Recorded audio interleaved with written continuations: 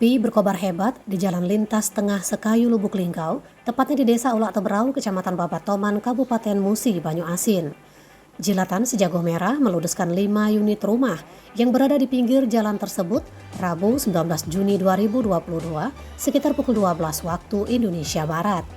Belakangan diketahui asal api dari sebuah mobil Daihatsu Grand Max pengangkut minyak masakan atau olahan yang bertabrakan di jalan tersebut.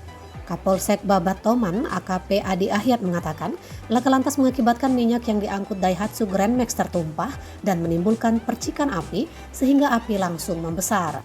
Dalam sekejap, api menjelati tumpahan minyak yang menggenangi tepi jalan dan menyambar ke rumah warga di daerah sekitar. Adi Ahyat mengatakan pihaknya masih melakukan olah TKP dan menyelidiki kasus tersebut. Romi Rifano melaporkan dari Babatoman, Muba. Amin. Tiga ekor rumah mi kena ni. Sekor yang sebelah ikat mi tak kenal.